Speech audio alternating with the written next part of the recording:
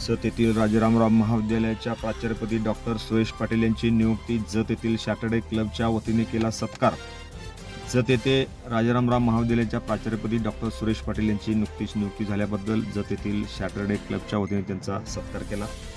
यावेळी सॅटर्डे क्लबचे माननीय श्रीकांत सोनवणे, माननीय मोहन माने पाटील, डॉक्टर शफिकभाई इनामदार, प्राध्यापक कुमार इंगळे, मनोहर पवार यांच्यासह अनेक मान्यवरांनी त्यांचा सत्कार केला. यावेळी महाविद्यालयातील प्राध्यापक शिवाजी कुलाळ, प्राध्यापक लवटे सर, प्राध्यापक डहाके सर, प्राध्यापक सज्जन सर, प्राध्यापक पडोळकर सर, प्राध्यापक वाघमोडे सर यांच्यासह अनेक मान्यवर उपस्थित होते. सॅटर्डे क्लबच्या वतीनं आम्ही साहेबांचा सत्कार करतोय. त्याबद्दल आम्हाला अभिमान वाटला की आनंद वाटला की आम्हाला सर्व संपूर्ण आतापर्यंत मी कॉलेजचे विद्यार्थी आहे. बरेच प्राध्यापक प्राचार्य या ठिकाणी आले, प्राचार्य साहेब आले, ते आम्हाला कधीही बोलवलं नाही, पण आम्हाला या ठिकाणी बोलवून सर्व माहिती आणि कॉलेज आम्हाला दाखवलं आणि असं वाटलं की बाबा हे आमचे वडीलधारी माणूस आहे आणि आम्हाला संपूर्ण जर दाखवत आहे अशी एक भावना आमच्या मनात तयार झाली आणि एक आदरयुक्त आमचा तुम्ही सन्मान केला आणि असंच आम्हाला प्रेम जे दिलं की वाटलं की बाबा हा आमचा माणूस आहे आणि इथून पुढे आम्हाला कधी जर असं हात मारत राहिला तर आम्ही निश्चित त्या पाठीशी कॉलेजचे माजी विद्यार्थी म्हणून आम्ही निश्चित या पाठीमध्ये येऊ. त्यानिमित्त या ठिकाणी जसं राष्ट्रवादी शेतकरी आमदार असतील, एखादा सोनवणे असतील, प्राध्यापक कुमार इंगळे, लवकुमार मुळे ते अध्यक्ष आहेत. टॉपवरती तालुक्यामध्ये जतमध्ये पहिला क्रमांक शाळेला आणलेला आहे. हा एकदम त्या पाठीमागचा आहे. तर आम्ही देखील त्या ज्या शाळेत शिकलो त्या शाळेचा झेंडा फडकण्याचा मान आम्हाला मिळाला. म्हणजे आपण काय वाया गेलं सर, असं एक चांगल्या भावना या ठिकाणी घेऊन आम्ही वेगवेगळ्या ठिकाणी काम करतो. अशीच या निमित्त आम्हाला पुढच्या काळात समजा आम्हाला पाहिजे संधी मिळाली तर निश्चित करू आणि एवढंच आपलं आणि आम्हाला आमच्यासारखे प्राचार्य आपल्यासाठी लागले या निमित्त आपण शुभेच्छा देतो. आणि तुम्ही सांगितलं की असं एक प्राध्यापक आहेत आपल्या शाळेला लाभलेले, त्यांचा सत्कार करायचा. आमच्या सर्वांनी ठरवलं की एक सत्कार करू आणि आज इथं आलं असं आम्हाला बघायला मिळालं की एका वट वृक्षात रूपांतर केले सरांनी. त्याबद्दल मी सरांना आपल्या सर्वांच्या वतीने शुभेच्छा देतो आणि आम्हाला या ठिकाणी बोलवलं, मान सन्मान केला, सरांचा जो सत्कार करायची संधी दिली त्याबद्दल मी सर्व टीमचे पुन्हा एकदा आभार मानतो. आम्ही जेव्हा सर शाळेच्या स्पर्धेच्या उद्घाटनाच्या निमित्तानं आम्ही या खो स्पर्धेच्या उद्घाटनाच्या वेळेला आम्ही 1 महिन्यापूर्वी आलो. त्यावेळेला सरांनी आम्हाला त्या स्पर्धा झाल्यानंतर त्यांनी काही वेळातच आम्हाला या कॉलेजच्या मैदानाची आणि त्या काळाच्या कॉलेजमध्ये असलेल्या उर्वरित जागेबद्दल आम्हाला जरा माहिती दिली. आम्ही जाऊन फिरलो. मी पण या कॉलेजचा एक माजी विद्यार्थी आहे.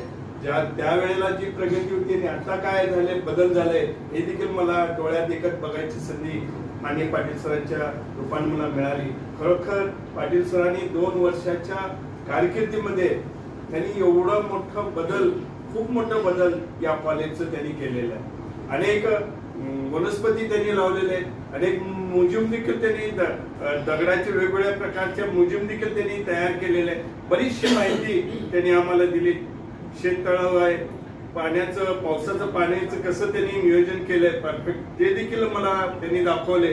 याबद्दल मला खूप मला त्यांच्याबद्दल अभिमान वाटला की एक प्राध्यापक येऊन किती मोठा बदल या कॉलेजमध्ये करू शकतो.